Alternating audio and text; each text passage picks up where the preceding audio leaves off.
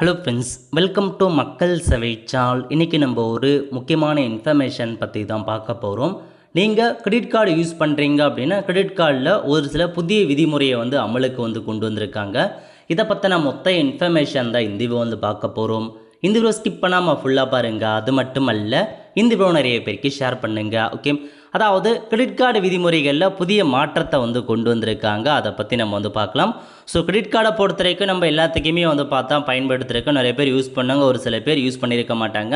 So ஆன்லைனில் shopping பண்ணுறதுக்கு so எல்லாத்துக்குமே இப்போதைக்கு கிரெடிட் கார்டு ரொம்ப ஹெல்ப்ஃபுல்லாக இருக்குங்க.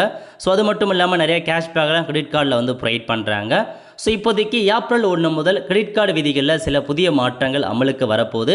இந்த மாற்றங்கள் உங்கள் மாதாந்திர செலவு திட்டத்தையும் பட்ஜெட்டையும் பாதிக்கக்கூடும். எனவே அவற்றை முன்கூட்டியே தெரிந்து கொள்ளுங்க அப்படின்றத சொல்லியிருக்காங்க.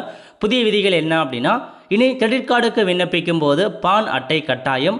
பான் அட்டை இல்லாமல் வங்கிகளில் விண்ணப்பங்களே ஏற்கப்பட மாட்டார்கள். இதனால் செலவுகள் வரி அமைப்புடன் இணைக்கப்படும் அப்படின்றத சொல்லியிருக்காங்க. போலி கணக்குகள் மற்றும் தவறான பயன்பாடு குறையும் அப்படின்னு சொல்லியிருக்காங்க. இப்போதுக்கப்புறம் நீங்கள் கிரெடிட் கார்டு புதுசாக அப்ளை பண்ண போகிறீங்க அப்படின்னா பேன் கார்டு இருந்தால் மட்டும்தான் உங்களால் கிரெடிட் கார்டு புதுசாக அப்ளை பண்ண முடியும் அப்படின்ற மாரி ஒரு புதிய அப்டேட்டை உங்களுக்கு கொண்டு வராங்க.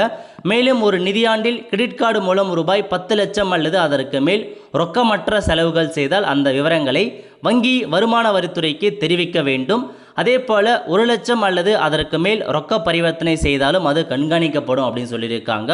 ஸோ ஒரு நிதியாண்டில் நீங்கள் 10 லட்ச ரூபாய் டிரான்சாக்ஷன் பண்ணுறீங்க கிரெடிட் கார்டு மூலமாக அப்படின்னா சம்மந்தப்பட்ட வங்கி இன்கம் டேக்ஸுக்கு அதை பற்றி தெரிவிக்கணும் அப்படின்றத ஒரு அப்டேட்டாக கொண்டு வந்திருக்காங்க.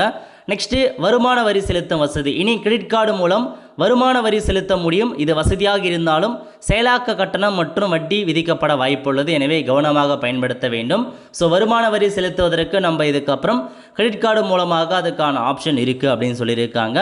நிறுவன கிரெடிட் கார்டுகள். நிறுவனங்கள் ஊழியர்களுக்கு வழங்கும் கிரெடிட் கார்டுகளையும் கவனமாக கையாள வேண்டியிருக்கும். அந்த அட்டை தனிப்பட்ட செலவு பயன்படுத்தாமல் அல்லது தொகை ஊழியர் வருமானமாக கருதப்படலாம் அப்படின்றதையும் உங்களுக்கு சொல்லியிருக்காங்க. ஸோ இதெல்லாம் தாங்க உங்களுக்கான அப்டேட். இதெல்லாம் பார்த்தா ஏப்ரல் 1 முதல் உங்களுக்கு அமலுக்கு வரும் அப்படின்ற மாதிரி ஒரு புதிய அப்டேட்டை கொண்டு வந்திருக்காங்க. ஸோ செக் பண்ணி பார்த்துக்கோங்க. இதுதான் உங்களுக்கான இன்ஃபர்மேஷன். நிறைய பேருக்கு தெரியப்படுத்துங்க. அடுத்த ஒரு நிலைவில் சந்திப்போம். நன்றி, வணக்கம்.